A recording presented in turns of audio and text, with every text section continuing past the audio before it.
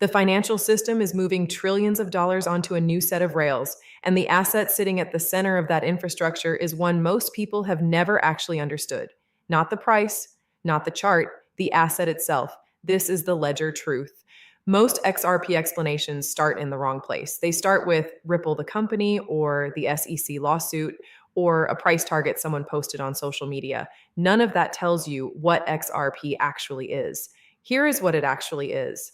XRP is a digital bridge asset, engineered specifically to move value between two different currencies in real time without requiring either party to hold the other's currency in advance. That sentence contains the entire thesis, but to understand why it matters, you need to understand the problem it was built to solve. Think about what happens when a bank in Los Angeles needs to send money to a bank in Manila.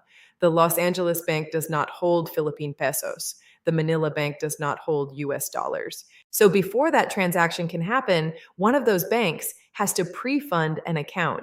In plain terms, pre-funding means parking a large amount of cash in a foreign bank account and leaving it there, idle, just so future transactions can clear. That idle capital is called a Nostro account. Banks collectively hold an estimated $27 trillion sitting in Nostro accounts around the world. $27 trillion, doing nothing, earning nothing, just waiting to settle cross-border transactions that take 1 to 3 business days to finalize. That is the problem XRP was engineered to eliminate. Here is how it works in practice. Instead of pre-funding a peso account in Manila, the Los Angeles bank converts US dollars into XRP in real time. That XRP transmits across the XRP Ledger, a distributed settlement network, in 3 to 5 seconds. On the Manila end, the XRP is instantly converted into Philippine pesos and deposited into the recipient's account. The entire sequence, dollars in, pesos out, completes in under 10 seconds.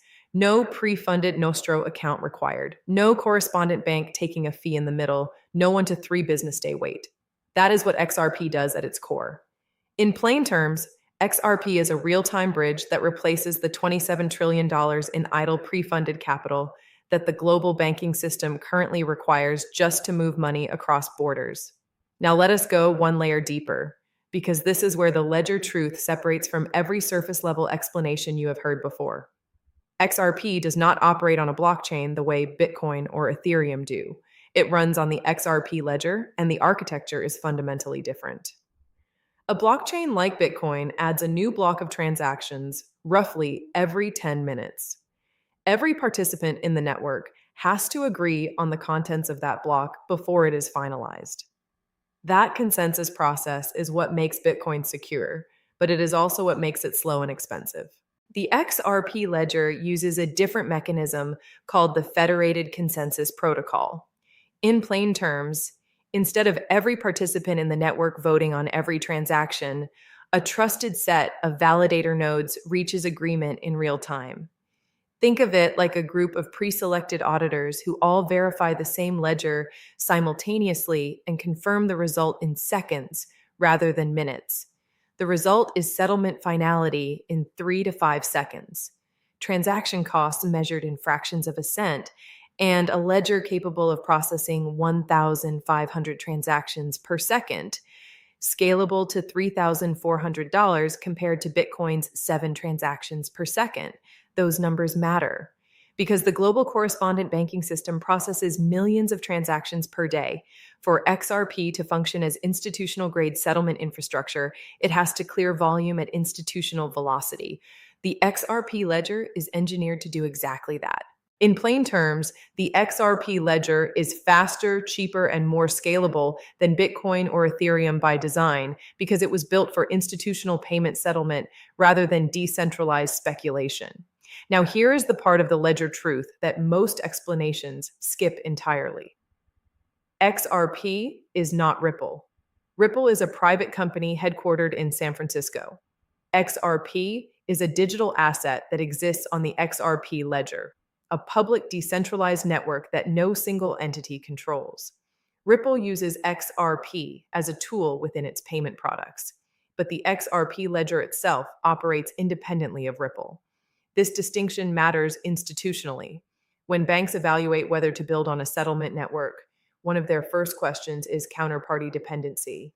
In plain terms, counterparty dependency means asking whether the entire system collapses if one company disappears. The XRP Ledger's decentralized validator architecture means the answer for XRPL is no. L is even if Ripple ceased to exist tomorrow, the XRP Ledger would continue to operate. That is an institutional grade resilience characteristic. It is also why 300 financial institutions have built on RippleNet, not because they trust Ripple as a company unconditionally, but because the underlying ledger is structurally independent. Here is what that actually means for you. When you hold XRP, you are not holding equity in Ripple. You are holding the native settlement asset of a public financial infrastructure network. That is a categorically different thing from holding stock in a company. It is closer to holding a unit of the settlement mechanism itself. Now let us put the regulatory layer into context, because this is where the ledger truth gets time sensitive. The SEC and CFTC jointly classified XRP as a digital commodity on March 17, 2026. In plain terms, a commodity is a raw material or financial instrument that is regulated by the CFTC, not the SEC. Gold is a commodity.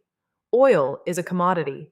Under commodity classification, XRP is not treated as a security, meaning it does not require the same registration and disclosure requirements that stocks do. That classification matters because it determines which institutions can hold XRP on their balance sheets. But here is the critical detail the retail market is missing: that March 2026 classification is an interpretive release, not a statute. An interpretive release means a regulatory agency stated its current position. It does not mean that position is locked into law. A future administration, a future SEC chair, or a future enforcement action could reverse it. The Clarity Act, currently 4 steps from becoming law, would write XRP's commodity classification directly into federal statute. Statute means law. Law cannot be reversed by an agency memo. The difference between an interpretive release and a statute is the difference between a handshake agreement and a signed contract. And right now, the entire institutional XRP allocation thesis rests on a handshake. The Clarity Act is on the Senate legislative calendar as of June 1st, 2026. It needs 60 votes on the Senate floor. It needs House-Senate reconciliation, and it needs a presidential signature. All of that before the August recess, or Senator Lummis has warned the next viable legislative window may not arrive until 2030. Standard Chartered has projected $4 to $8 billion in XRP ETF inflows, contingent on full Senate passage. 5-spot XRP ETFs already launched in late 2025 have pulled in $1.41 billion without the statute in place. That is the size of the institutional queue waiting for the legal lock to open. In plain terms, XRP already has the institutional infrastructure, the settlement speed, the commodity classification, and the ETF products. What it does not yet have is the statutory legal certainty that allows the largest pools of regulated capital to fully allocate. The Clarity Act is the switch. Strip away 4 years of noise, the lawsuits, the price targets, the social media narratives, and here is what the ledger truth actually shows. XRP is a real-time bridge asset engineered to replace $27 trillion in idle banking capital. It runs on a settlement ledger that processes transactions in 3 to 5 seconds for fractions of a cent.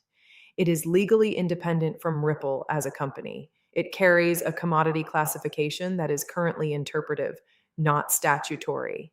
And the legislation that converts that classification into permanent law is 4 steps from the president's desk, with a closing legislative window. The asset is not waiting for adoption. The adoption is waiting for the statute. That is the ledger truth. The Red Series video this Thursday takes the next step. We move from what XRP is to the exact problem it was engineered to solve, why that problem costs the global financial system trillions every year, and what happens structurally when the solution scales. Do not miss it.